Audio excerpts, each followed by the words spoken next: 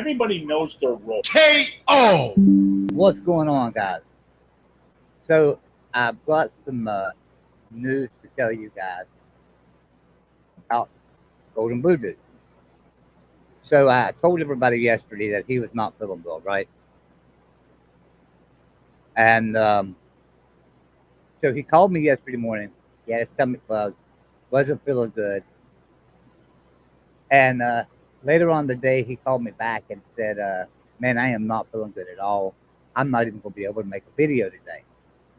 And remember, this is not like Golden Blue Dude. It's been over 2 years nonstop. He's made a video every single day. And actually, for last year, probably 2 videos every day, plus a live show, right? So I got up this morning and messaged him because I didn't talk to him anymore last night.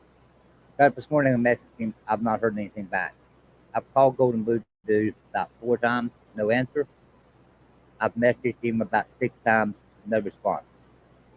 So I do not know how he's doing. And so apparently he is extremely sick. So let's all wish him well. But I decided to jump on and do a live show tonight. And, I wish I could tell you more about where Golden Blue Dude is and how he's doing. I wish I knew myself because I'm really worried about it. Now, everybody knows he has Crohn's disease, and it affects him sometimes. And apparently, it's taking a hard hit on him right now. So just remember him, guys. Keep him in your prayers, and let's get him better and get him back to making videos and back in here with us. Listen, I'm gonna post the StreamYard link. This show is to talk about whatever you guys want to talk about. All right. And I titled it those 5 teams in 2023 and the teams that are, or could they fall or could they fail, right? So I think I seen in the chat a while ago somebody was typing Colorado. You're exactly right, man. Everybody's talking about Colorado. So why don't you come on in here and let's talk about it? Here's what I need everybody to do, though. If you come in, turn your camera on in the back room for me to let me know that you're a real person, that you're not a robot, that you're not somebody that's trying to spam me or get the channel in trouble. So you have to turn your camera on in the back room. I'll tell you when I'm getting ready to bring you in, and you can turn your camera off at that time and come on in, and I'll bring you in. But I'm going to need you to at least turn your camera on in the back room for me. Robert, I can't even see you back there. It's just a white screen, buddy. You might want to go out and try to come back in again because I'm not seeing anything. I don't think you're connected. It's not even giving me an add button for you, Robert, to add you to the screen. But yeah, if you guys come on in, we're not going to make this where we have 5, 6 people in the stream, all of us talking over each other. So what we'll do is we'll just bring you in one at a time, ask your question, make your statement, whatever you want to do, and then we will move on to the next person. I got Larry Pilgrim coming in with us. Larry, come on in here. Let's see. What do you say, Larry? How you doing, buddy? Good. How are you doing, Joey? I'm doing good. Yeah, hopefully Chris is okay. Yeah, like I say, this is the first day in 3.5 years we haven't talked. Well, more than likely bedridden, I would imagine right now. Yeah, just extremely sick. I would hope that his wife, I won't say her name on here, I would hope that she would call me and let me know, what was going on. But she works and trying to take care of the kids too, so I can understand her not having time either. So. Yeah. So what, the one team that I'm wondering that might be the most hype, that might fall the furthest, that like you're saying, Colorado, their schedule with that new team is going to be tough. They're still thin in the trenches, but FSU, I think FSU could be the biggest gainer or faller to me. I think they're getting a lot of hype, but I can see them struggling too. Well, yeah, I mean that's for sure. Now, I think if last year was an indication of where they're going in the right direction, right? So they should improve this year. So I think that's where the hype is, and I think that's well-deserved hype. the hype that Colorado is getting is not well deserved. It's just all over Deion Sanders showing up out there, and they're getting some decent recruits. Okay, well, them recruits are going to take time to develop, so they're not going to do much this year. Deion Sanders, I don't care how good he is, he's not going to magically have a team that gets 8, 9, 10 wins out there, right? It's just not going to happen at Colorado right now. They were just too far down. But FSU, I think they could do really well this year. I don't think they're overhyped at all. I think the hype is justified there. But I could see them falling too. I mean, anybody could fall, right? Yeah, but you also have to look at, when you look at a team that you go, oh, wow, they rose last year. Is it because their competition was worse than general? Because North Carolina wasn't very good last year. Clemson was, decent. But really, when you look at the ACC last year, there's no doubt they were the worst conference in the P5s. In my opinion. In my opinion. We have short memories, though. Here's the thing about it. How quickly we have short memories. Because I hear that a lot. I hear a lot of people saying, well, West Virginia's just a horrible team. They're just really bad. And they'll never do anything because they're so bad. That's a short memory because, it wasn't so long ago that we were really, really good. And, and we'll, at some point we will be back. Now, that same thing holds true with what you just said with UNC. You're saying, UNC was down. When has UNC been up? In 2017, they won 3 games. In 2018, they won 2 games. 2019, I think they won 5 games. No, North Carolina? Yeah. Was it 21 that they did good? 21 wasn't COVID. 21. Oh, who was Howell? Howell. What year did Howell play? Right. Did he have his? I could have swore they had a 10-win season. They were good that year. But what I'm saying is, they're not a team that's generally up there in the ACC anymore. So you can't say the SEC or the ACC was down because North Carolina played bad. North Carolina plays bad on a historical basis, in my opinion. I'm sure that right, but that way. But right, so Miami look at Miami. Right. Look at their losses. Right, Clemson got destroyed by Notre Dame. Marshall beat Notre Dame. I get that. Clemson beat Notre Dame. Stanford beat Notre Dame. And yet, Notre Dame creamed Clemson. Who else didn't they beat everybody in the ACC they played? Right. Yeah. Yeah, I agree. The ACC was down a whole lot, because the year before it was down too, and Pitt won. Pitt won. So, yeah, right. And I'm taking some transitive properties, which, they don't always, transitive properties don't work out all the time. But literally, I think in the case of Notre Dame and the ACC and Notre Dame playing other teams, to me, it just seemed like the transitive, it wasn't like, they were just knocking the dog crap out of every ACC team they played. But when they played anybody else, it was a dogfight or they lost. They almost lost to Cal. Yeah, I think you can't use transitive property, and the reason why is like, okay, so TCU beat Michigan, so does that mean they could beat Ohio State? Right. I think on a one game basis, like you're saying, well, this guy beat that guy, but they beat that guy. Like if you're talking about like 3 teams, but we can look at Notre Dame and say they were a decent team last year. They weren't anything super special. Right. They were a decent team. And they didn't have any problem with anybody in the ACC, did they? Yeah, right. Anybody can win a one-off game, though, right? We see it every year. What was it? The Liberty beat Arkansas this year, and then Appalachian State beat Texas A&M this year. There's a lot of upsets. I agree, Joey. Like you say, one-offs. Yeah. But you can't look at the transitive property of that. I don't think you can look at the transitive property and say, well, Liberty beat Arkansas, so Tennessee should kill them. No, I don't think you could, like you're saying, a one-off. No, but when you have enough when you have enough teams, and like, okay, you can say the Pac-12 this year. You can say, well, Utah beat USC, UCLA beat this team, Oregon State beat Oregon, but yet Utah lost to Oregon. Like, there's transitive properties where you can say, okay, if these guys played 10 times, you know. But I'm just saying. But you can transitive property to me can apply when there's enough of a measuring stick. Like when a complete conference plays one team and they go through them, and then in the bowl games, I don't know. To me, anyway. But My whole point was I think I know what FSU. you're saying. I I know think what you're it's FSU is going to be the biggest faller or the biggest riser this year. But what I look at more than anything is not transitive property. I could really care less about that. I just look at the matchup. I look at the the left defensive end and the left tackle, right, or the Right. right tackle for the team, and for the offense to see how they match up against each other. Is that defensive player going to be able to get around the end on him and get to the quarterback?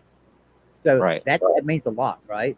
And Yeah. one team might be able to do that, and that one team might be Fresno State, and then the next week you play LSU, and maybe LSU don't have a player that would be able to do that same move.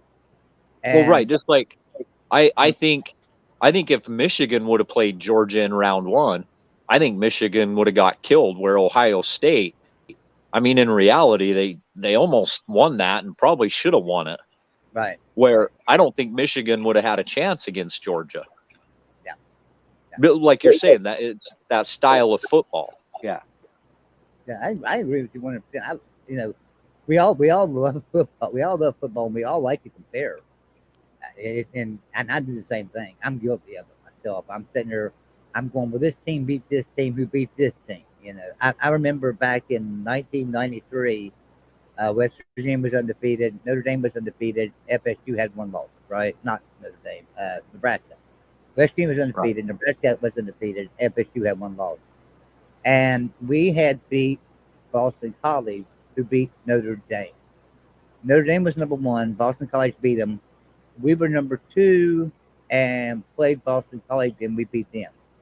And we were all thinking, we beat the team that beat the team, we should be number one. But no, we wasn't. We got put to number three, and Nebraska and FSU were put 1 and 2 and played for national championship. We Right. got lost ahead of them.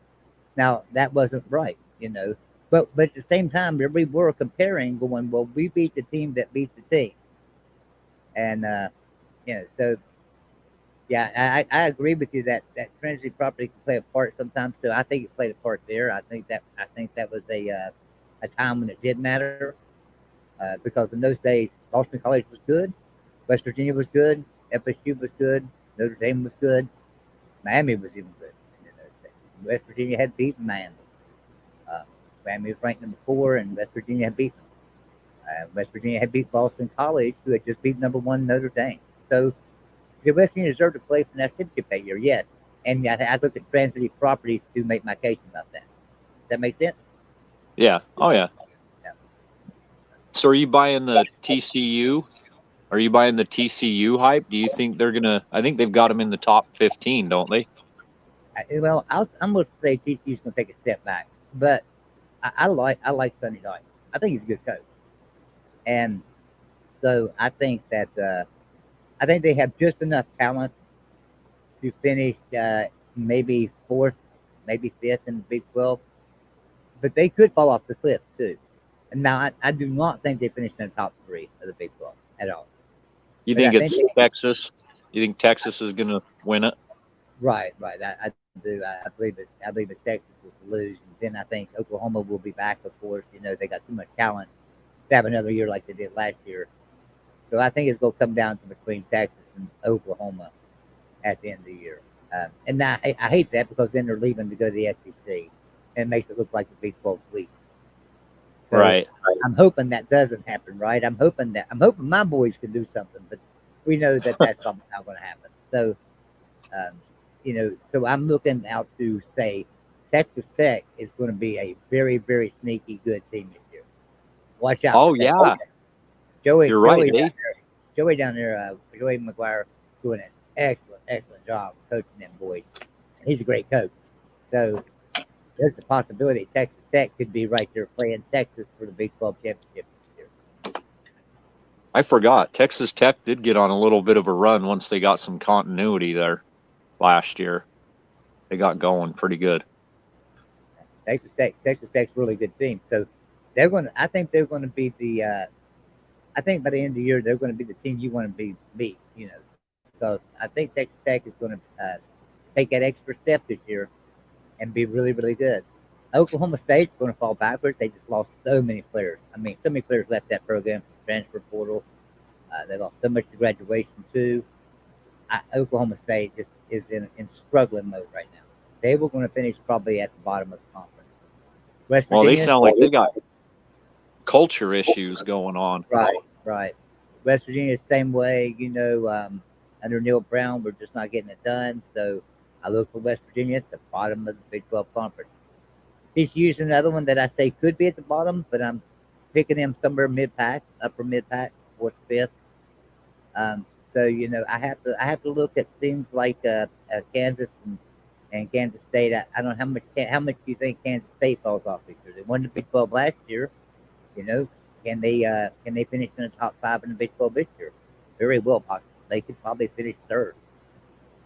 Don't they have that quarterback coming back? You know, I don't know. To be honest with you, I'm not sure if Howard. Back. Yeah, that was yeah. I don't know if he's back or not. To be honest with you. So he was pretty good. Oh, he's real good. So they could finish up at the top 2. It could be between Kansas State, Texas Tech, and Texas, right? The Big 12 is such parity. There's so much parity in the Big 12. All these teams are alike. You take the worst, one of the worst teams, right? West Virginia. We could hold our own against anybody in the Big 12, and you know we proved that last year because nobody really blew us away except Texas. We didn't play a very good game down in Austin, and we got our ass handed to them. But then TCU came to Morgantown, and we kind of handed them their ass, and then they poured it out there at the end and won. So, right. You know, West Virginia can hold with anybody. So from top to bottom, the Big 12 is pretty fair, pretty good, pretty equal. I think this year, though, Oklahoma State's going to be the team that's going to be a little bit behind. The bottom, yeah. You guys got a tough schedule. How good is Lance Leipold? How good is he that he took Kansas, a team that has struggled to win one game a year for 12, 15 years, and takes them to 6 wins in his first year. How right. Good yeah, and he lost his quarterback, or who knows how much more he would have won. Right. So I think that Kansas might be a team to watch this year to finish again in the top half, 4th, 5th range. I think Kansas is going to be pretty good again. So, you know, yeah, that's my thought. And not everybody agrees with me on that, and that's okay. I'm generally wrong. I'm the worst person to take betting advice from that ever lived. I promise you. So Wisconsin's getting a lot of hype too. Well, yeah, I mean, and it's obvious why. You know, they get a new coach. They still coach Cincinnati, Luke Fickell, and you know they're leaving Perry Ball behind. In my opinion, by hiring Fickell, that's their way of saying we're leaving Perry Ball behind, right? Because even under Chris, it was Perry Ball, and I think they're looking for a change. Another team in the Big Ten that's going to be a lot better than they have been is Nebraska. You know, with Matt Rule there now. So. Well, it took Matt Rule a few years to build Baylor up. Right. He didn't just come in overnight and do that. It took him 2-3 years. Right, but now he had very little talent at Baylor when he got there. He had very little. So I think that Nebraska, he's got quite a bit more talent. So could he get them to a bowl in year 1? I think so. I think Matt Rule could get them to a bowl in year 1. Right. And then I'm not buying I thought Fickell was a good coach. And then I heard some conversations that he had the top recruiting classes pretty much in the AAC for forever. And, you know, they were a good team, but when you started looking at the talent gap that they had from a lot of people, I think UCF was, you know, somewhat close. Houston could get close now and then, but Cincinnati had the big talent gap. You know, it was almost like Texas, Oklahoma, and the rest of the Big 12. Like there's just that there was that kind of a gap in Cincinnati. And so he's not going to have that advantage in the Big 10. Maybe in the West he might. He might in the West, but when he plays those East teams, I don't know. It's going to be interesting to see. It'll take him a few years to do anything there at Wisconsin. I mean, but now Wisconsin, one thing they don't have any trouble getting at Wisconsin is those big burly linemen, right? So if we can still recruit those big burly linemen and get him a couple of speedsters at wide receiver and running back and a good quarterback, don't want to be a great quarterback in his system, just a good quarterback. They could make the noise in the Big Ten in a couple of years. Yeah. Yeah, I mean, I just don't see anybody else competing with the Big Three in the Big Ten. Well, soon to be the Big Four. I think USC is going to come in, and I think they're going to be competing right off the get once they enter. So, this is my opinion. Got a couple more in the back room. You got anything else you want to add, or? Nope, that's it. All right, man. Well, thanks for coming. All right. Well, tell Chris I hope he gets better if you do get a hold of him. You're welcome to hang out in the back room, and if the next caller gets done, I can bring you back in and we can talk more, however you want to do it. All right. I'm just going to go into the chat. So. Okay. Sounds good, buddy. All right. Thanks, Joe. All right. So if I put the StreamYard link in the stream, if anybody wants to join us in the back room, you will have to turn your camera on for me to let me know that you're a real person. And I will let you know when I'm going to bring you in, just like I'm letting Robert know right now. I'm getting ready to bring him in. I can get my mouth to work. Hey. How you doing, man? Oh, doing pretty good. Enjoying this off season. Yeah, it's been it's not been a typical off season. Like last year wasn't either, right? So everybody's waiting on the Pac-12 this year. So the excitement is, what's going to happen to the Pac-12? Are teams going to start jumping, or are they going to sign a TV contract? And really, the contract side is, I just don't agree. It's going to be pretty low because I was even talking to Schwain about it on Twitter, back and forth. And I gave the example with WWE because they had that contract dispute when they were bringing WWE back from TNT. No, not TNT, TNN, and they were competing with each other. So, who's going to compete to get that Pac-12 deal? Right. ESPN's already said the highest they're going to go is $99 million a team. So it's like, really, I'd say at most USA would offer them maybe $10 million a team. That's at max, I'm guessing. So it's like, I'm saying it's very difficult for that because look what I said at the beginning of last season with ESPN. They're struggling. I said it way ahead of time. Well, here's what I'm thinking. If the TV deal wasn't very good, these schools know what it is already. I guarantee these schools know. Yeah. If the TV deal wasn't very good, these schools would have already been looking at other opponents and been talking about it. They would have already called them up and made applications for them and things like that. That's how I feel about it. So I think there's a TV deal there. I think the announcement's just going to come maybe after tonight because I think they were just waiting for March Madness to be over. I also think they're trying to see what bidders are going to jump in because of how the bidders were coming in and out, too. They're probably even waiting for that.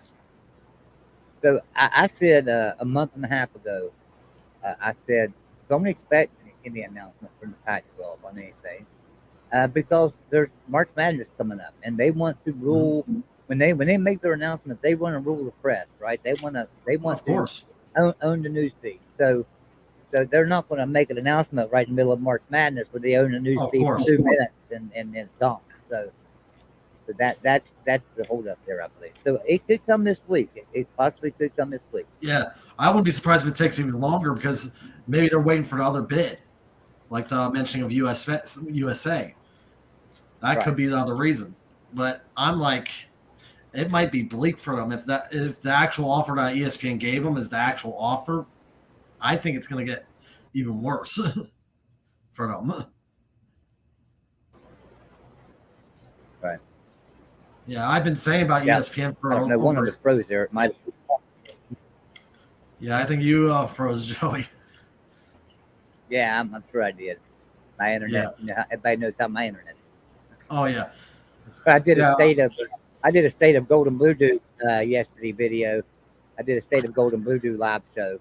Just tell everybody where we were. That thing was horrible because it just kept jumping around, skipping, and the internet was bad. Oh So yeah, I'll I do know. another one here in a I couple of jumped in months. to see, and it was very jumpy for you. Yeah, but nothing I could do about it. Yeah. Ugh. So anyway, But what else did you say? What else do you have?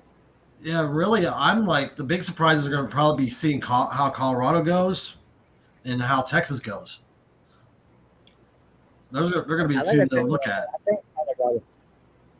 I think Colorado this year, Dion is going to have a struggle. You know, they're not going to jump out and just all of a sudden win Pac-12 because Deion Sanders is there, No. and they got a few players. Those players have to develop.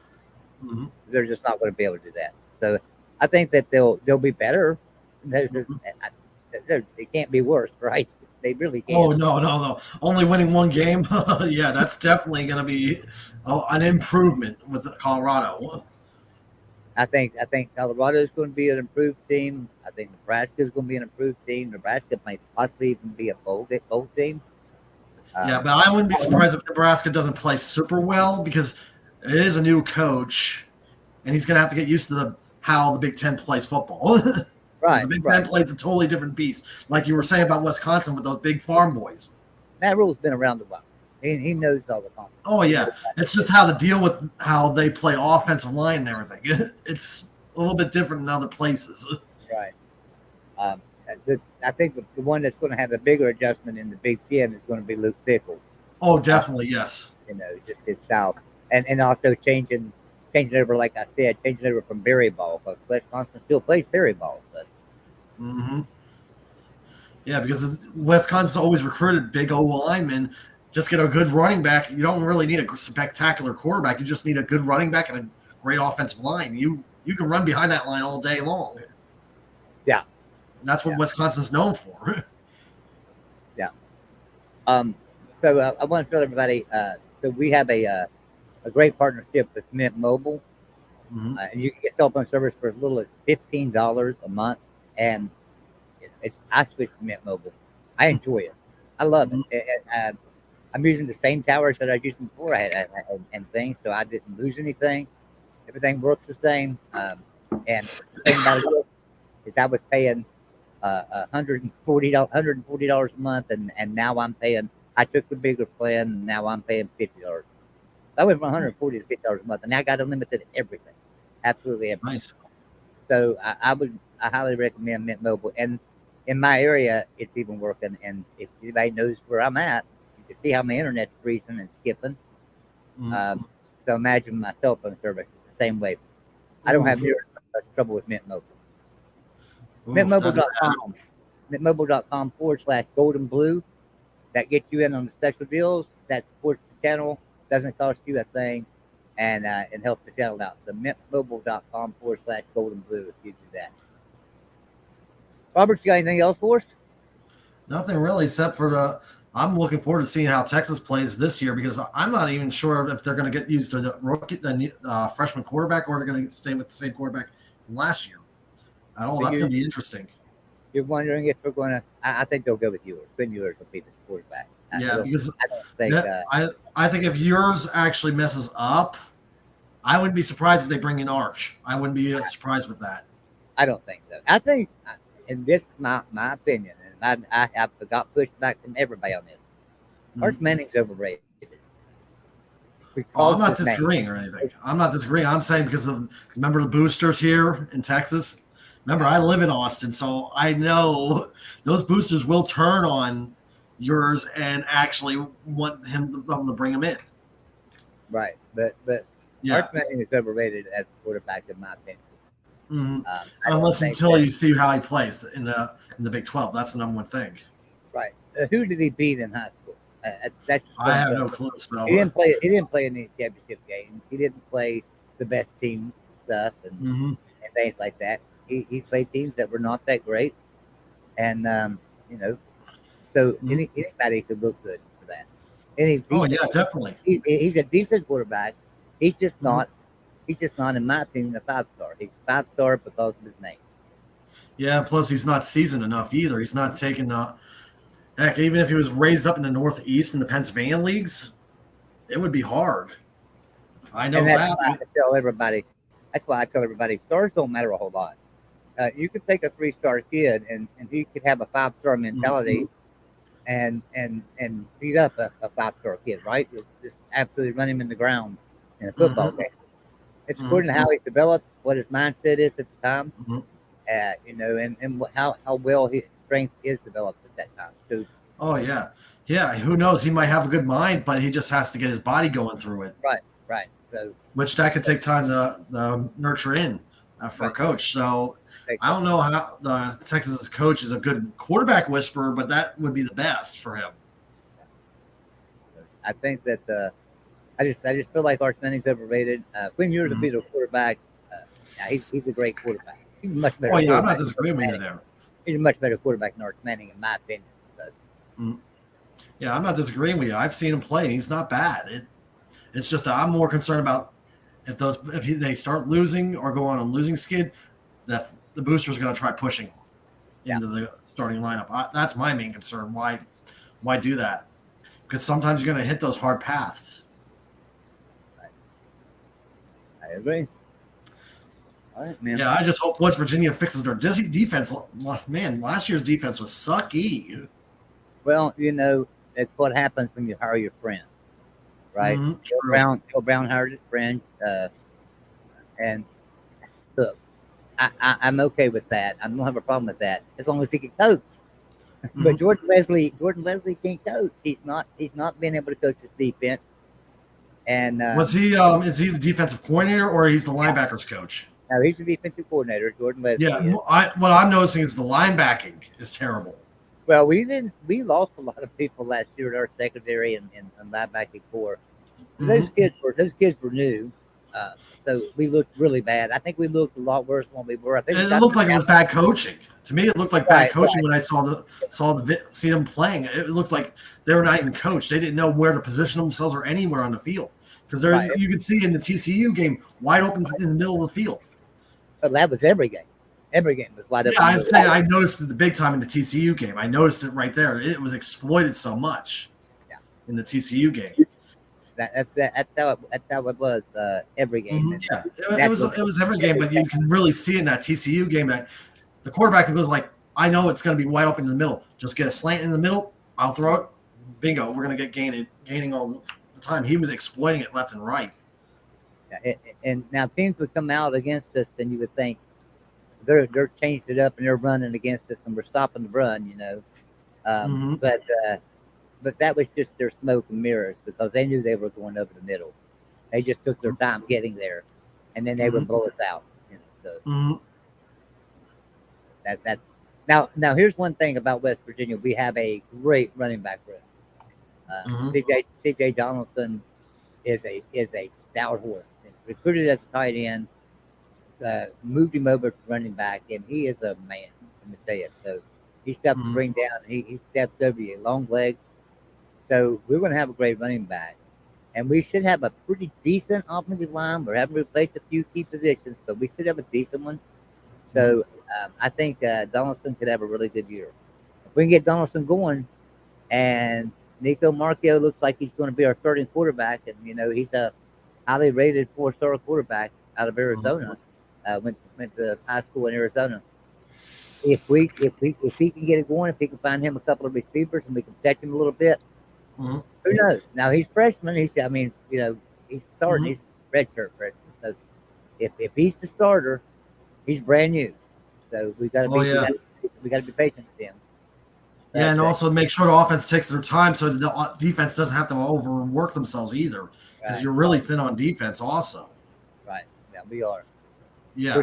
I noticed that Golden Blue dude even said that they lost so many defensive players was not funny. We're thin everywhere.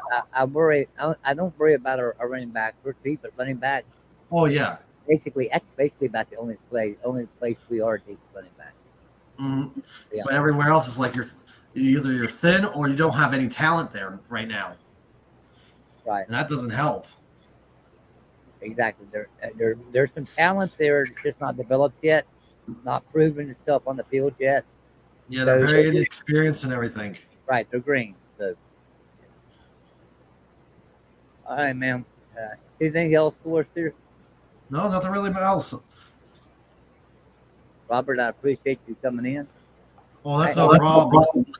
you're welcome to hang out in the back room here, and I'm gonna do some shout outs in the chat and get some information out, and we'll see who else might come in here. All right. Yeah, I'm gonna go ahead and take her out. All right. Take care, Okay. Robert. So I want to give a big shout out to the chat. Appreciate you guys being here with us tonight and things. Let me go down back up here a little bit. All right, food up. Yeah, thanks for being here. And he was answering the title of this video, and he says Colorado, Colorado, Colorado. Yes. Random account. Thanks for being here. He says Nebraska. Noah Lara, Fresno State. Wow, okay. Thanks for being here, Noah. Brandon H, thanks for being here.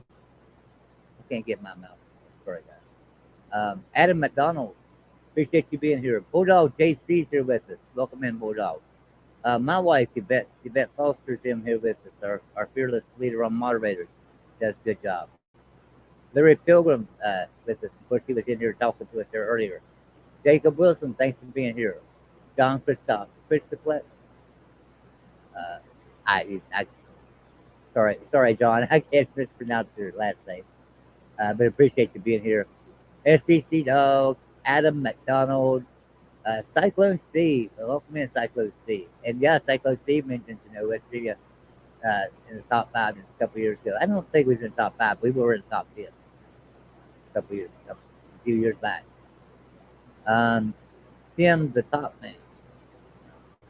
He should stay home.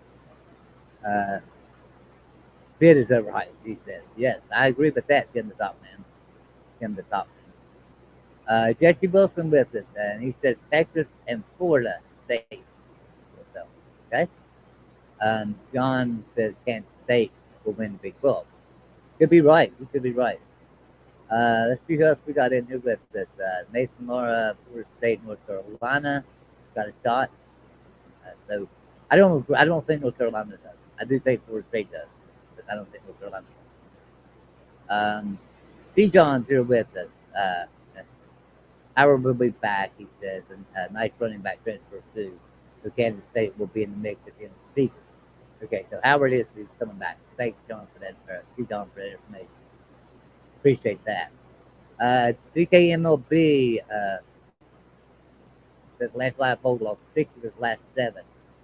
Yeah, I realize that, but he lost his quarterback too, right? So, and you got to realize he didn't come into Kansas with a lot of talent. So he had to train. He had to condition and teach the first stringers only. He didn't have time to work with any staff.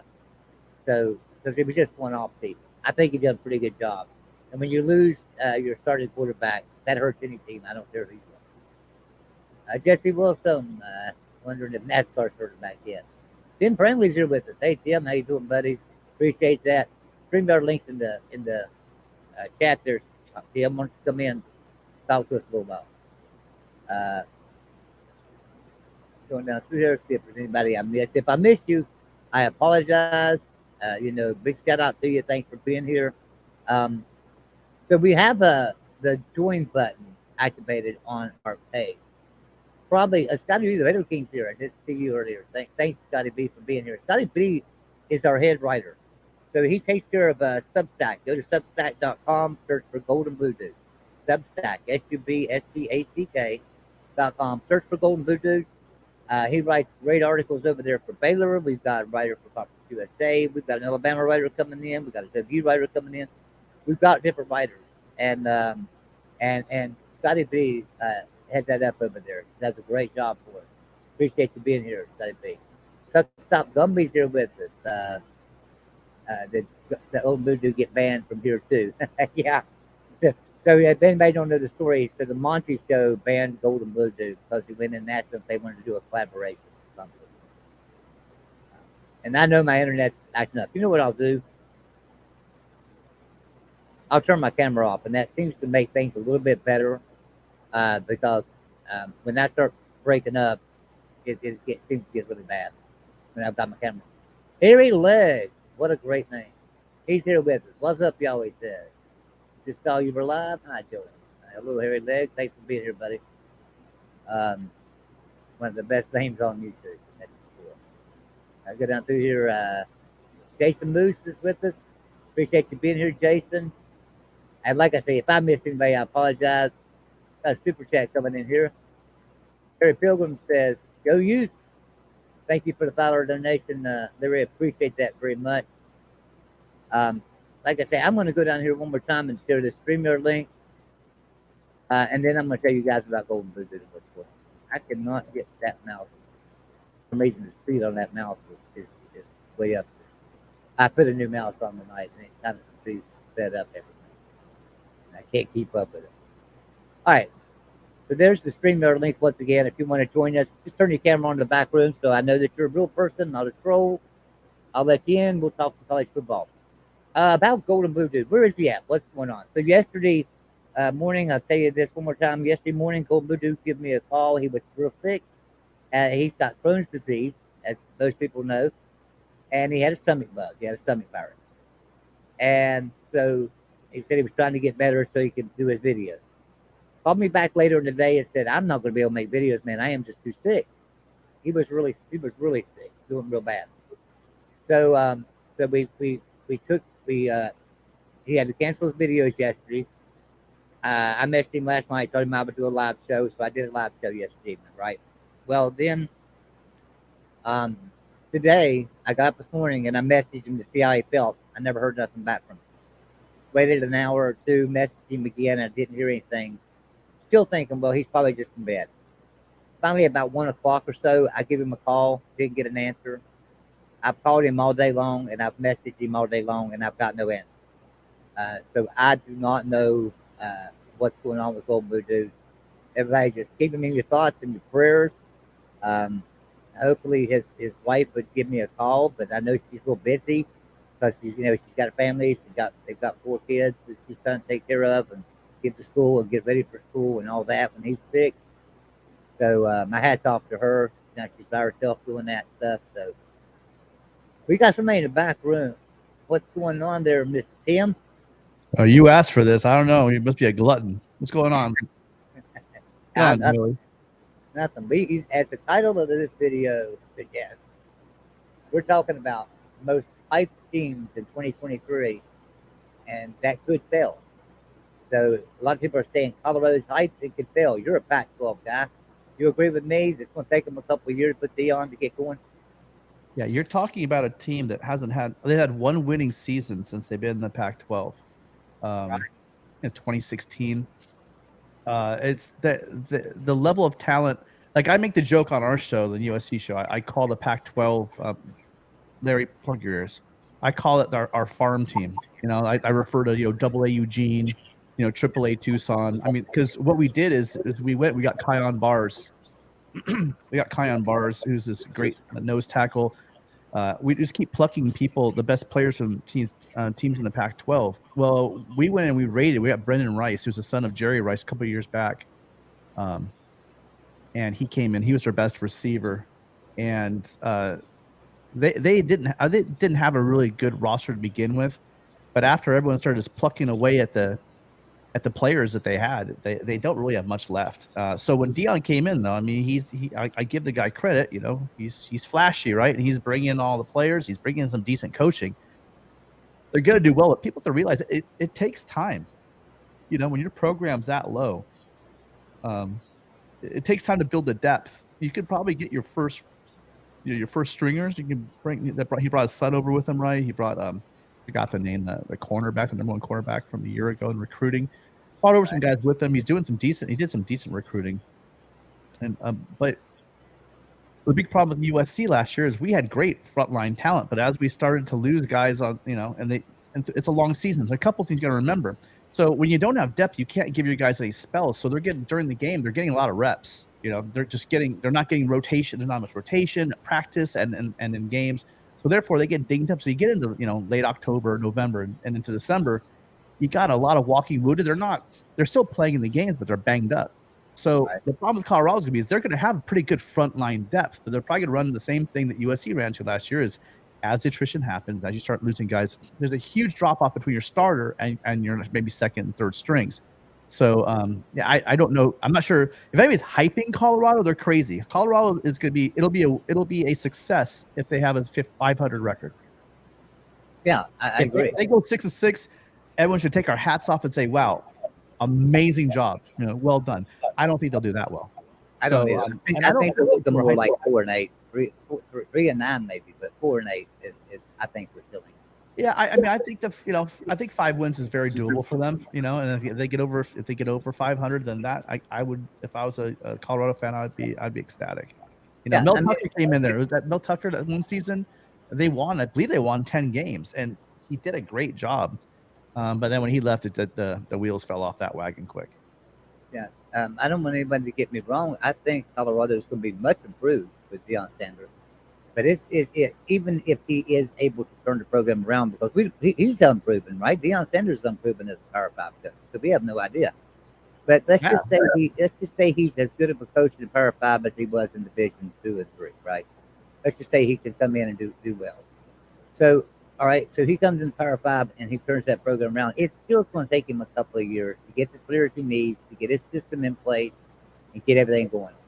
At that moment, then Colorado could compete. But will they still have Deion Sanders then? Because if he's doing that good, he's going to be Right. big.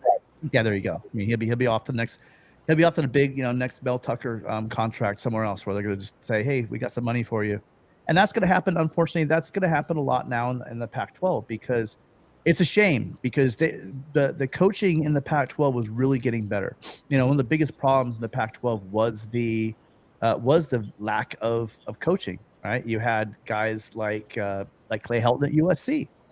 A guy was a terrible coach, and he was dragging down the program. And therefore the prestige of the whole conference. And there were a lot of bad coaches, but now they're bringing Jed Fish is doing a good job down in Arizona. Deion is definitely going to upgrade whatever's going on up there. I do like the hire of Dillingham at ASU. I think that's a fine hire there. I think he's do well. He was the old OC from Oregon that did very well. It looks, I mean, it's kind of early at Double A Eugene, but I don't know. We'll see how some of these guys do, but in general, they have upgraded. Caleb DeBoer is doing awesome. What they're doing at Jonathan Smith, what they're doing at Oregon State, he's been building that program for 5 years, and they had their first 10-win season in a long time. So they're doing well. My worry is now that you have the larger contracts in the SEC and the Big Ten, the disparity and the money in the programs now, are we going to see more Mel Tucker situations happen? Not everyone's going to have a coach like Whittingham who's just a dyed-in-the-wool, Ute. He's not going anywhere. I don't care if you throw money at him; he's going to stay there because he's a Ute guy. He loves living there, and he's not going anywhere. But other guys, look what happened to Mario Cristobal, which again, I don't know. At the end of the day, I don't think everyone said, "Well, Mario was such a great recruiter." No, they were handing out huge bags at Double A Eugene. So I mean, it wasn't that he was recruiting; it's just Uncle Phil, Scrooge McDuck, was throwing down the cash. Right. So I mean, was he a great recruiter, or did they have a lot of deep pockets around there? And they're going to be Landing's been able to do the same thing, throwing money. So. Well, let me ask you this. So, but we know Colorado's overhyped, at least for this year. They're overhyped. How about Utah? Is Utah going to be as good this year as last year? Or are they going to fall off? Utah's Utah. So a couple of things about Utah is they've got a good coaching staff. They have a culture there at Utah. That's, I think, the biggest thing in Utah is that they have a culture, being tough. They develop their players really well. They have a system. They know how to recruit to it, and they know what they're doing. And when Rising's back, it's really good news. He tore his ACL, I believe, but he should be back for the season. If he's playing, then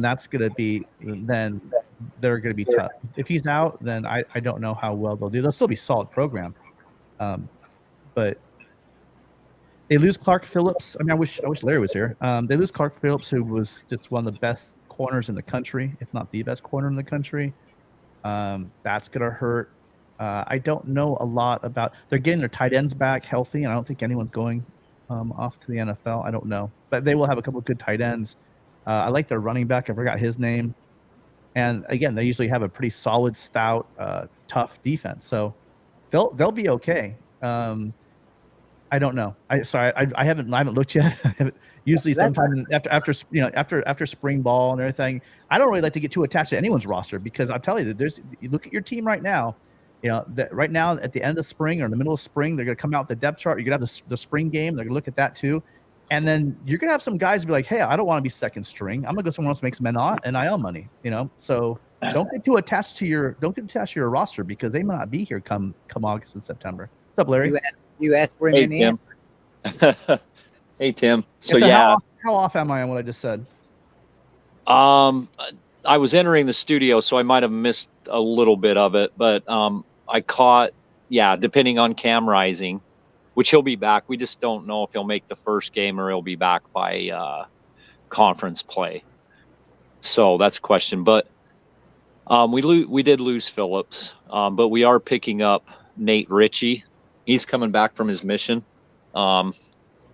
He's safety, so defense is going to be pretty good this year. We also have a defensive tackle that's coming back off of his mission too, and he was a 4-star. And he's one of them big poly boys, 6'3", 300 pounds. Yeah, that's really else. I forgot to say that. They have that poly connection in Utah. There's a lot of those big poly guys in Utah, and they usually. I remember we got a guy named Stevie T. We call him Stevie T. Stevie taller. Well, I can't remember. He was a guy from Utah, and he transferred to USC. And that guy was a nasty 3 technique, just absolutely just crushed pockets. It was just beautiful to watch. So yeah, Utah always has those guys, the big tough guys in the middle. Yeah, so that was one of our biggest issues last year. We're used to having like 3 guys, 3 defensive tackles that they can rotate in and out and hold those gaps and also push back. And we only had one of those this year, and he couldn't play every snap, but at least we've got one more coming back, and then Putatau's supposed to be in shape and ready to go for next year. So we'll be back to having 3 huge poly defensive tackles next year. Hey, what do you know about Carson Tabaracci? He was a linebacker at transfer to USC. They moved him, Larry, to tight end this year. And Lincoln Riley is talking about the skill set. Apparently, he played running back in high school. So what do you know about him? He played up in Park City. He played for Park City. He was all-state. He was, I think he was a high 3-star, borderline 4-star. They brought him in. He transferred last year, so he was a red shirt last year. He's a dude. He's got skills, and they were going to try him at fullback, tight end, and linebacker. And he was going to play linebacker, but he was going to be like 6th on the depth chart. And so he just, he transferred out because they just had a lot of guys. And also Ethan Calvert was in the class, and he hadn't got hurt yet. So Tabaracci would have moved up, but I've watched he's good. He's got potential. He could be, if Utah goes after a kid as a linebacker, he's good, because that's what Utah develops the best, is actually linebackers.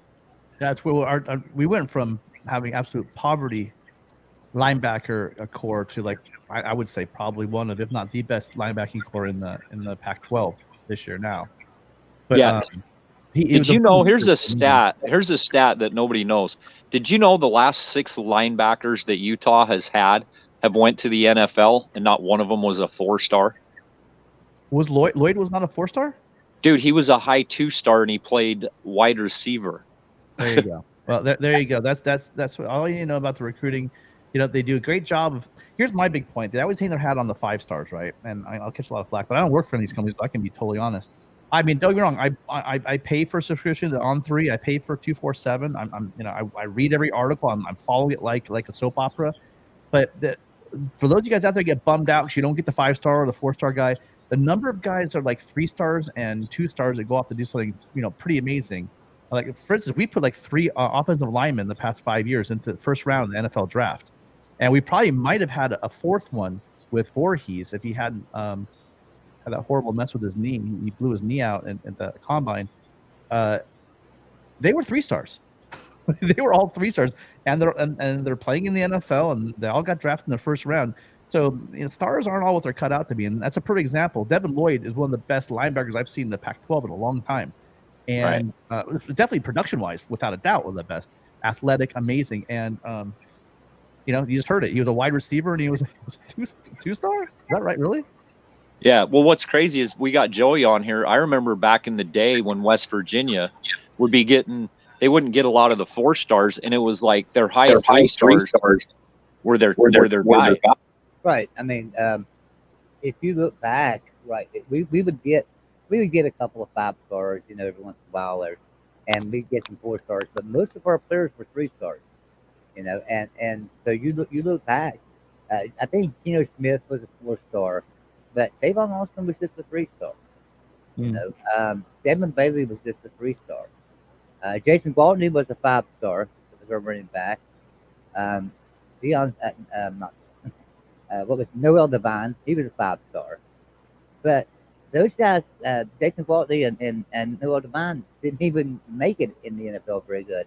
But then you look at Tavon. He had a career up until this year. He's retired now.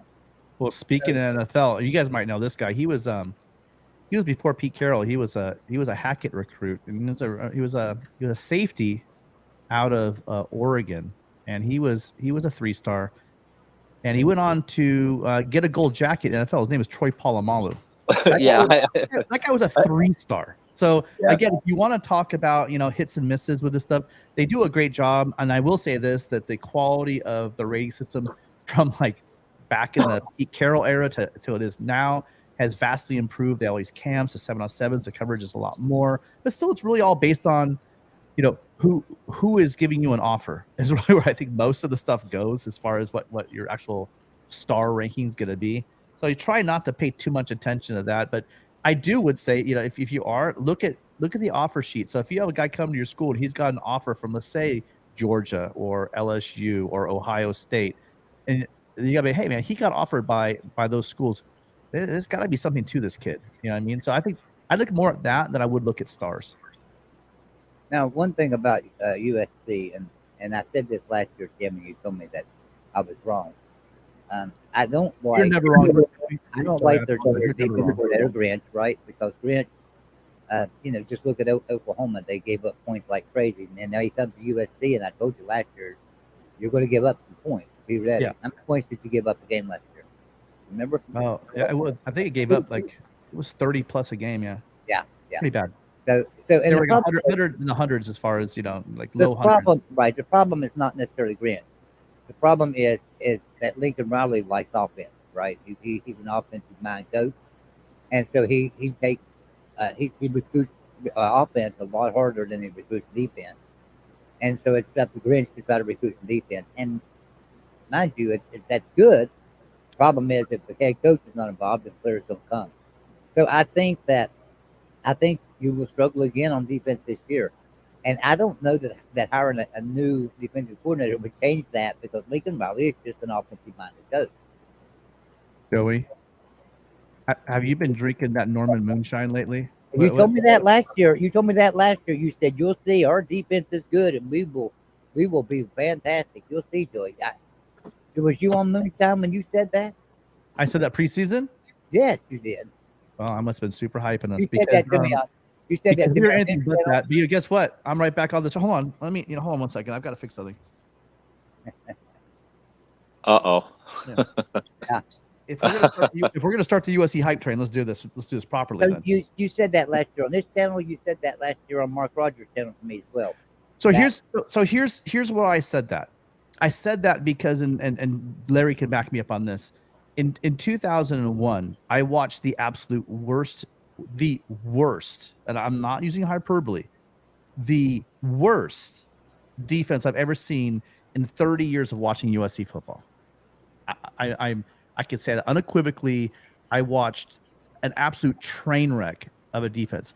So when I told you that, I was basing on the fact that we brought in some guys. We had a 5-star rush end who was going to be a sophomore in the second year. I expected big things from Corey Foreman.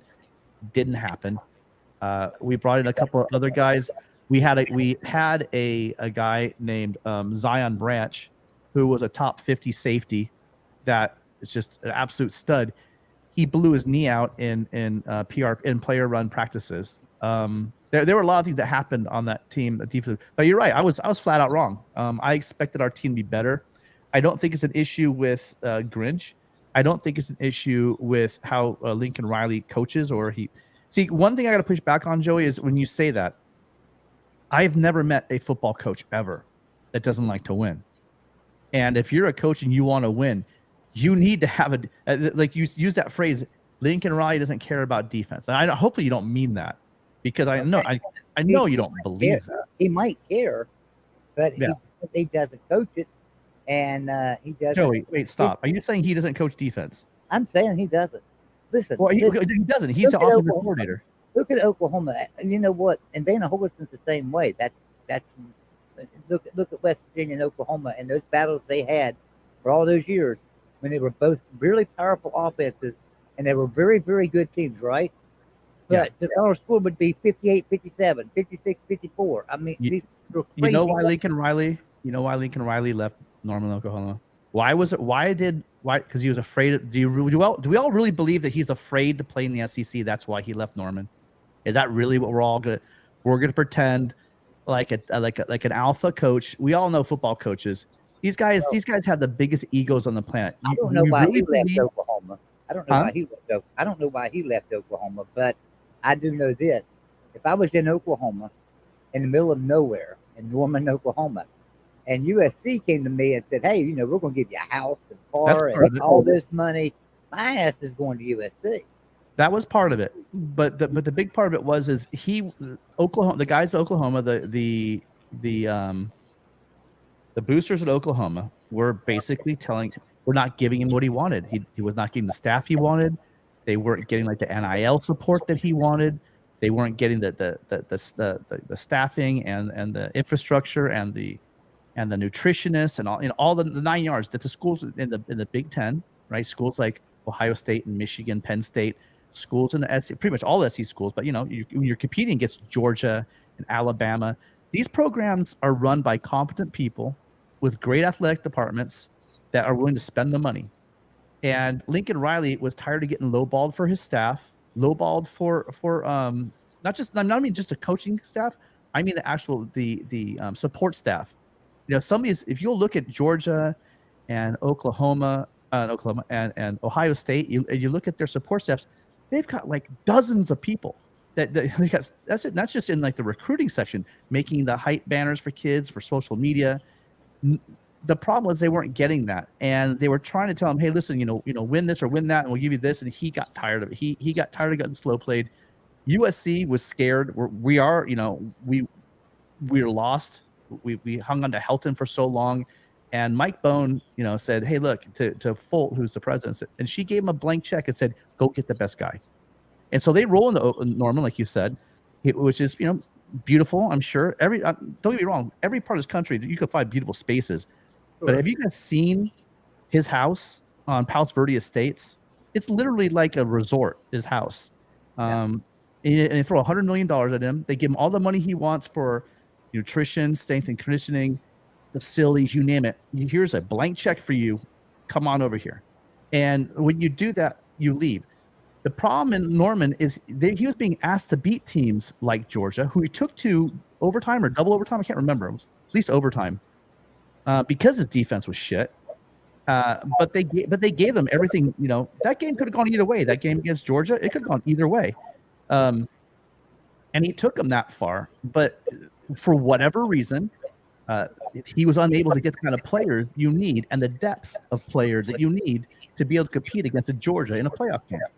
He just didn't have that. Now, I'm not saying you can't do that at OU.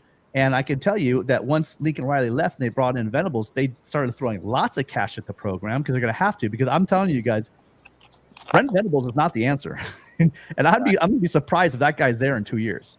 I remember all the shit talk was going on about OU fans saying, "Oh, we're so glad we got rid of Riley, that snake. You guys could have Tebow, blah blah blah." Yeah. And then you guys go what? Where did they go? 6-5. What did they go in the regular season? 7-5. What was their record? I can't remember. It was horrible. 6-6, I thought. 6-6. So they go 6-6. Hold on. In the regular season.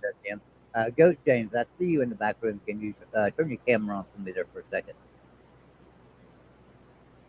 So I'm not saying you can't have a great defense at Oklahoma. Oklahoma has a history of having an incredible program. You look at some of those early Bob Stoops teams. There were some good defenses, right? Okay, guys. Yeah, especially 2000.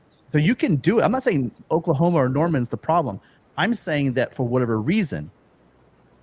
Thank you, Ghost James. I got you. All right, let me bring Ghost James in here with us. I'm saying whatever reason, Riley was having a problem getting the players on defense he needs to be competitive with the big boys. And I was hoping that Brent Venables could turn that around. He did have a good recruiting class. He's had a couple of good recruiting classes. So, so maybe that can happen now, but it was not happening at Riley. But that doesn't mean it can't happen at USC. USC almost recruits itself. That's all I'll leave it there. Sam, Okay. what are your expectations? For USC? National champion. You think they could compete for a national championship? Oh, this year? Yeah. Can they compete? I think for they'll it? be in there. I think they'll make the playoffs. Yeah, I I got don't them think making the they're playoffs. But I don't think we have the depth yet. I think we have some great players. Like I said, I think we've kind of closed the gap on also our second level of defense. As far as the second level, on the front seven, our front seven got a hell of a lot better. Mason Cobb, you guys know in the Big 10 or Big 12, he was a inside linebacker at Oklahoma State. But he's going to be a huge upgrade for USC. Our problem was literally at linebacker on defense last year. It was tragic that the players we had. They've been blown out. Now we got new linebackers. Hopefully that's going to change things. We'll see. I don't think that they win the national championship. It's basically our offense is a national championship offense. The question is going to be is our defense, are they a top 50? If we're a top 50 defense, we will make the playoffs. If we're a top 30 defense, we can compete for national championship. So yeah. gotcha. So who's the overhyped teams that you guys got? Who do you think's overhyped? Well, we've mentioned Oklahoma. We've also mentioned UNC. Colorado. Right. Well, I mean, Colorado's a no-brainer. Colorado. Well, when you say overhyped, like, what are we talking about? Like, in terms of like competing for a championship, in terms of like making a playoff, like, what are we going by? What I meant by it was with teams like Colorado, where all of a sudden the fans are thinking, well, we got Deion Sanders now, so all of a sudden we're going to compete for the Pac-12. Yeah, no. Yeah, I'm not with they'll that probably because win. USC's winning the pack, but I don't know who's going to be able to. The It's only gonna team be that really Utah. gives USC problems is Utah, but besides that, I don't really see. Well, I don't want to sound too arrogant because I'm going to no matter what I do here, but that was year one, you guys. What you guys saw from USC last year, a team that won 11 games. I agree. Yeah, we go ha Tulane all we want, but really with about maybe 3 minutes left, USC was up by 15 points. It's only gonna get better.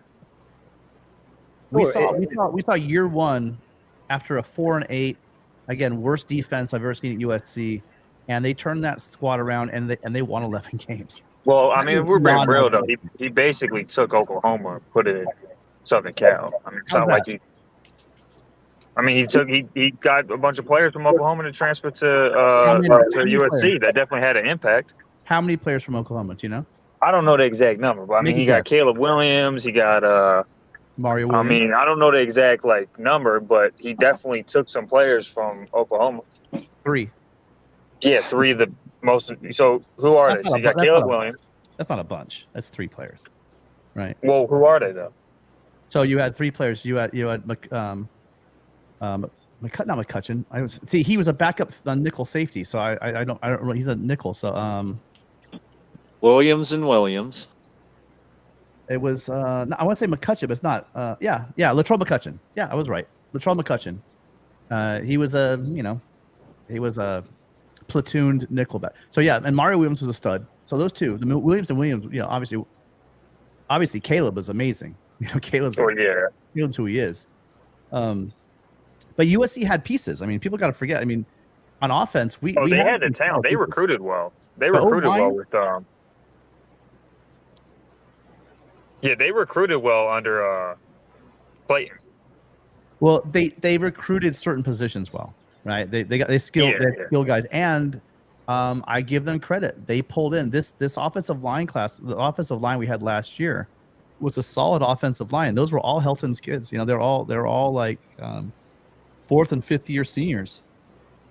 They were all Helton guys. And Clay McGuire, the year before, who's now at Washington State as the offensive line coach, he did a great job getting them ready. And then they brought in, and one of the big things is from Oklahoma, one of the coaches that stayed behind was Bill Bedenbaugh. And he's known to be a good offensive line coach, but I think we got better. I think we upgraded. We went and got Josh Henson from Texas A&M. And our offensive line last year was amazing. And it's just getting better.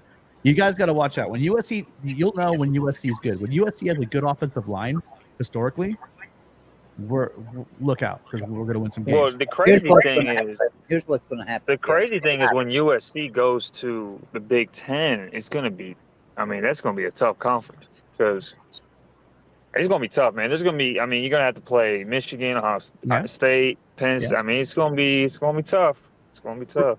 Here's what's going to happen, in my opinion. I think USC will win the Pac-12 this year. I got them winning it too. And let's say, as long as they don't play Utah in the Pac-12. Let's say they get to go to the playoffs, right? You'll get beat game one simply because you won't have that defense, and it's going to be the same old story for Lincoln Riley. No defense, with Lincoln Riley and Grant. There's no defense, and it wasn't an Oklahoma problem. It was a Lincoln Riley problem. You don't think USC could beat if they got, let's say they got a good matchup though. Let's say they played like a Big 12 school. Let's say they didn't play like one of the Big 10 or SEC schools. Let's say they got a favorable matchup. You don't think they could win that first round? Are we still talking about USC? Sorry. Yeah, because I was saying I think USC. I know you're talking to me. I think USC could win the Pac-12 this year. Okay, I really do. I think they'll win the Pac-12, and they make the playoffs. I think they lose round one just simply because you're not going to have a defense. I think it depends on who they play, though. I think if we're playing any other playoff team, Lincoln Riley has proven several times he cannot beat. Well, what if they get like a TCU? You don't think they could beat them? Well, that TCU's not going to make it, so there's no need. Well, let's just say like a Big 12 type school makes it, or like the Big 12 school is going to make it this year, and if the Big 12 school does make it, it's going to be Texas. Could USC beat Texas? Yes, I think they could beat Texas. Why not? Joey, you're falling into that trap, right? Okay, so let's everyone say this with me. Year one, okay, that was year one, and you're right. The defense was bad, but it went from being historically bad to bad. And let me just tell you who they brought in. So I remember that was year one in the system. It's not just I think Larry used or someone brought up the point, that historically, or they said something about the fact that Grinch gets better from year one to year two.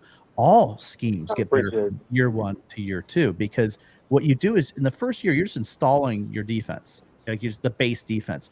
Then once the kids get that down, you can start bringing in the wrinkles. You can start moving guys around on the line. You can start doing little extra things that makes your defense less predictable.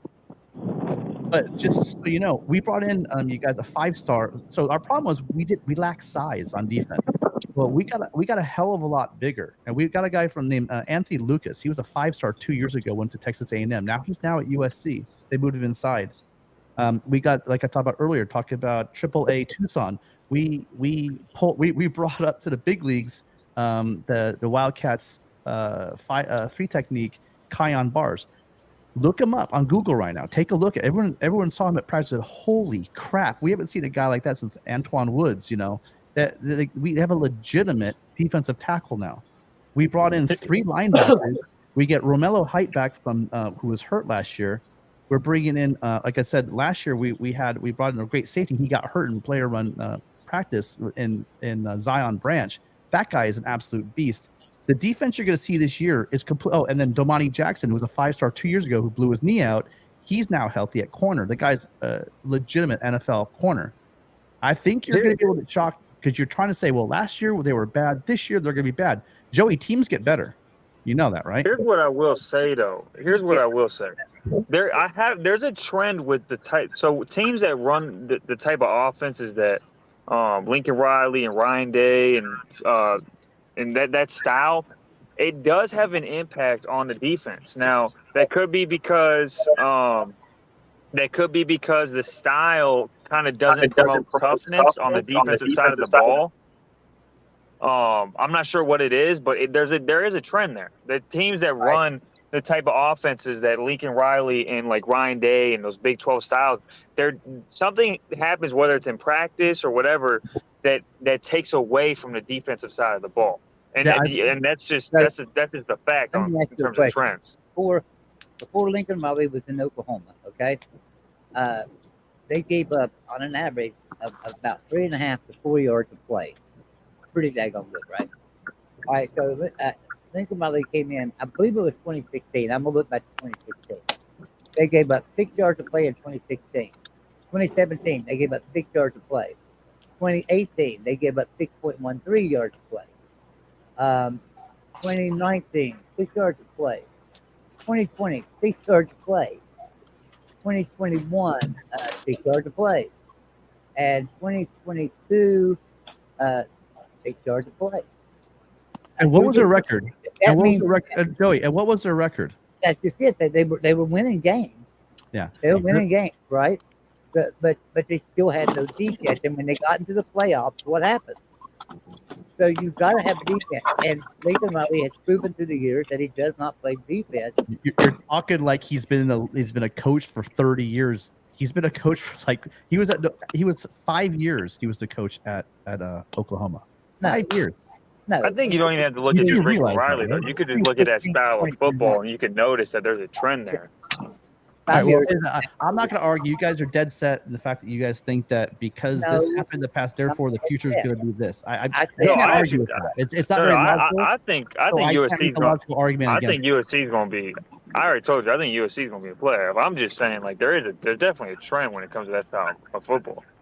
Now you're grouping Lincoln Riley's offense in with all of the offenses in the Big 12. Lincoln Riley's offense is not like that. I mean, you could say Tennessee. Tennessee is a similar issue. Those offenses that have that that air raid style of offense, I don't know if it's because they're so pass happy. I don't know if that what it is, but I mean, it's hard not to notice how that trickles down to the other side of the ball. I mean, it is what it is. That's good. Would you be surprised if I told you that it's like 55-45 pass to run? Would that surprise you if I told you that's what Lincoln Riley's offense is? It's a pass first offense, but yeah. Well, no, well, okay, but I mean, it's a modern offense because I got news for you. Most teams are pass more than they run now. I mean, that's modern. Yeah, football. No, that is true, right? But I don't think I don't think it's a coincidence that the teams that typically have the better defenses are typically the teams that run more. I don't think that's a coincidence. I know, but I like the fact that Joey brought up yards per play. When you say the teams are typical better defense, meaning that they give up less points and they give up less total yards, of course. Why? Because if you run the ball, you run clock. If you run clock, the other team gets less plays. So if you're going that route, then yes. Joey used the right metrics, saying yards per play, which is alarming. Those I also like stop rate. You know what stop rate is? Stopper rate? Yeah, stop rate. That athletic. I usually, instead of that, it's basically how many drives don't result. It's basically how many drives don't result in any points, pretty much. Yeah, I usually like the other one, percentage of yards available. You know that the other team does. I like that one the most because it shows that you're not allowing. You're pretty much not allowing per possession. That's the one. Yeah, there are a lot. So there are a lot of metrics, and all I'm going to say is this. This is where I'm going to lead this whole conversation. There's two things that happen at USC. Either we have a top 50 defense or Grinch is gone. Does anyone in this room think that I'm wrong on that? No, I Anybody think wanna here's the argue? thing. I think if you could just get the USC defense, they don't have to be a top 10 defense. They could if they No, could it's just get up it's a to top like 50, top 50. If USC is a top they 50 could get top 30. defense, Why can't they get top 30? I'm not saying they can't. I'm just saying, but if USC is a top 50 defense, we have a chance to make the playoffs. So they want to argue that with me? Well, I Not got gonna you be making the top 50 playoffs defense, regardless though. of what your defense is. It's just not going to be a top 50 defense, I don't think, Tim. Listen, I hope they are. Joey, I hope name me they are. five. Joey, name me 5 people on USC's defense. I don't care who they are. Right. don't So care. here's my And point. You don't know what you're talking about, Joey. You could put Refrigerator Perry, Daryl Talley, and all them over there. No. They're not going to. Because Lincoln Riley doesn't care about defense. Okay, all I'm right. not saying he doesn't You gotta care stop about drinking that defense. Norman water, Obviously dude. he does. Obviously he cares, but he doesn't coach it right, and Vince doesn't coach it. How They're do you, not. Joey? They're not. How, Joey? they're Why, not- do, why can don't you we make just that leave it at this? statement? Hey, why don't we just leave it at this? If they end up having a good defense this year, then this isn't a discussion no more.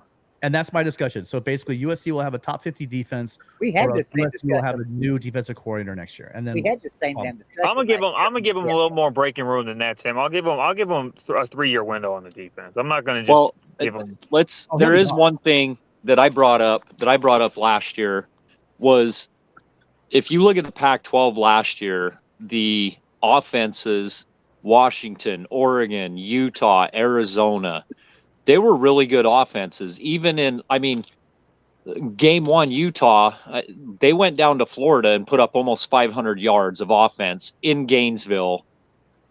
And so their offense, if that makes sense, like if you look at the offenses in the Pac-12 last year, they were really good. So, it's like, okay, how would it compare? How would USC do against Iowa? How would they do against Illinois? I mean, that's like You the know. worst offense ever. But yeah. Yeah, that's what I'm saying. So when you try to compare and you say, oh, well, they don't play Well, defense I like want the to Big use I 12. want to use that example though. well, that's the Well, example Big how you 12 think it's smart. Yeah, dude, Larry. Big 12 was accused of not playing defense for years. And it was like, well, look at the quarterbacks they have and look at the offenses they have. It didn't matter what conference they were playing, even in their out of conference, they were putting up points.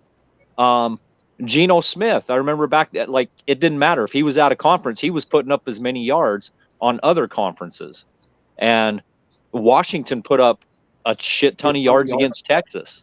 So to say USC's defense was bad, it was like, well, did they just go up against a lot of good offenses? UCLA had a hell of an offense this year, So I think it's hindsight. Like, yeah, they could have been better. Their tackling was their issue, but they were playing a lot of good What was offenses. the game? I'm trying to remember the game I watched, the USC game where the tackling was probably the worst tackling I've ever seen. I'm trying to I don't remember. know, maybe half of them.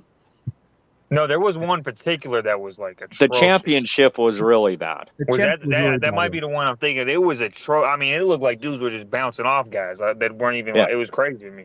Well, and I Yeah. gave USC credit. When you have a safety that's 6'1" and weighs 195 pounds, and a guy is 6'5" and 260 coming at him, who's going to win that? Hey, you know how you brought up Florida? How about you bring up Penn State versus Utah? Well, wait, can I jump in there? You can go. I 'cause I mean- want to hit this one because I've Yeah. heard a couple of times. You do realize that when did Cam Rising go down that game? Was it the third quarter? He went I mean, down he wasn't doing in shit when he was the in the first. game. He went down at the beginning of the third quarter. They were down one touchdown. They could barely move the ball when he was in the game, bro. Well, they No, were down- they were down Hey, 7 hey, points. it was 21-14.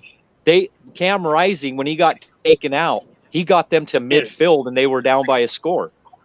Yeah, but what I'm saying is they held him to 14 points through 3 quarters, pretty much. Well, I And guess- who says they weren't- who says they weren't- Everybody's held and who says Utah. they were gonna score? Everybody, Who dude, says they were Utah. going to score at that Everybody, point anyway?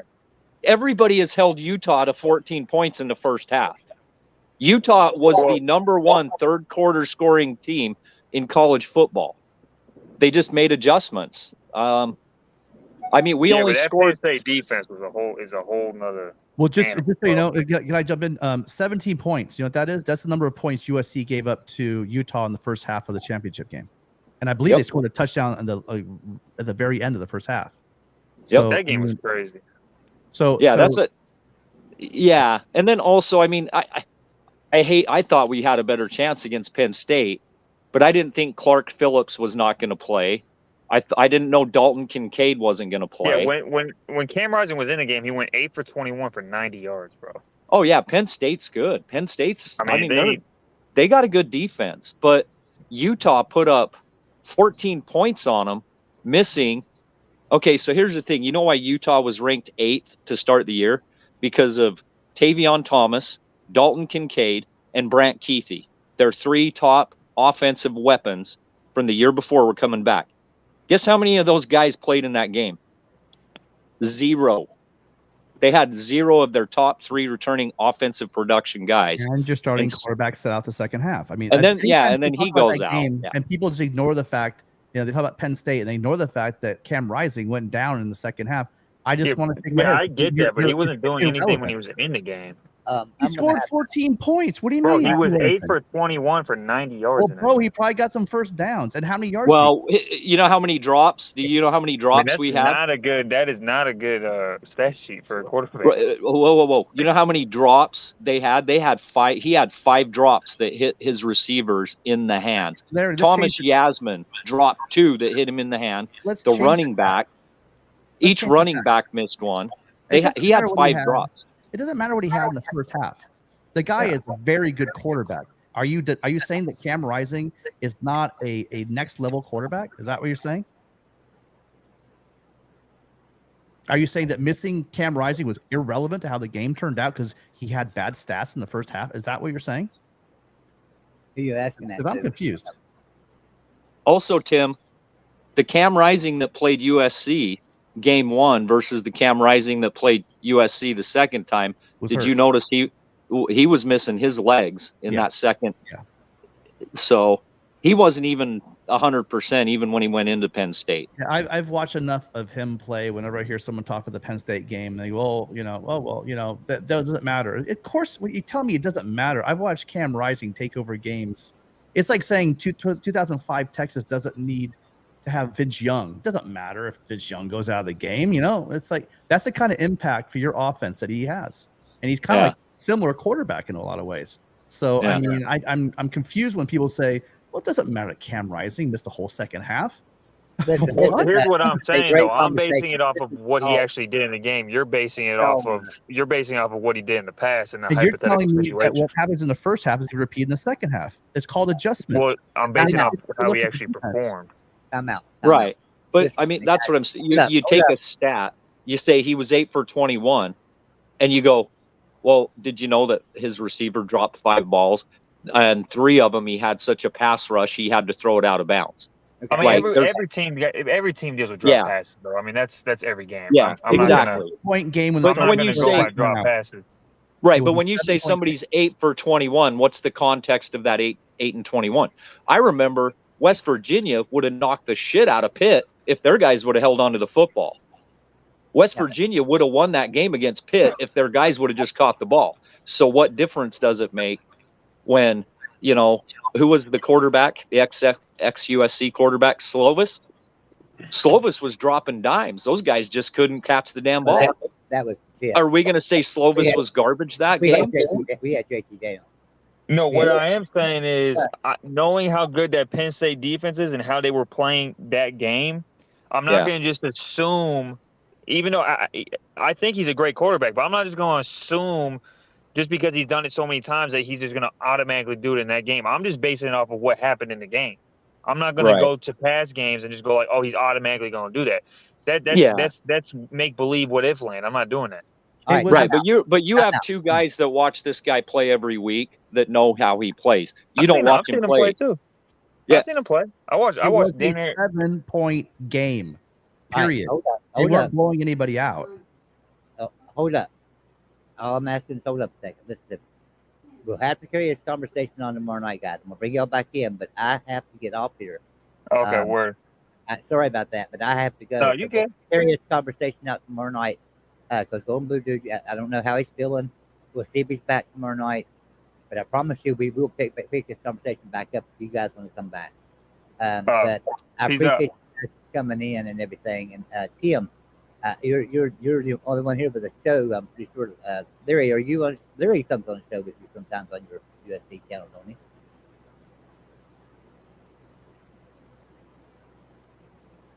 Can you hear me, Tim?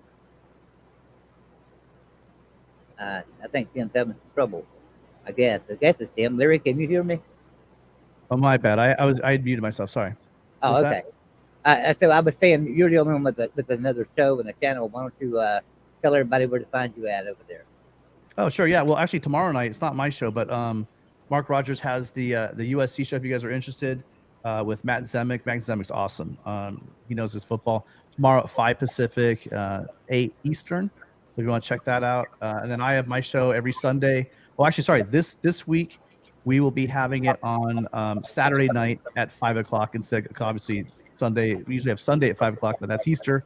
So we'll be having it on Saturday at 5 o'clock. We'll be covering wide receivers and then just news and notes from Paul Camp. Good deal. All right, guys. Listen, everybody that tuned in tonight, we really appreciate you. Let's keep Golden Blue in your thoughts and prayers. We'll hope he's back tomorrow with us. If not, hey, I'll be here for you, and we'll have a nice show and invite everybody back in tomorrow night. So everyone have a good night. We love you, and we'll see you next time. Get better, Chris.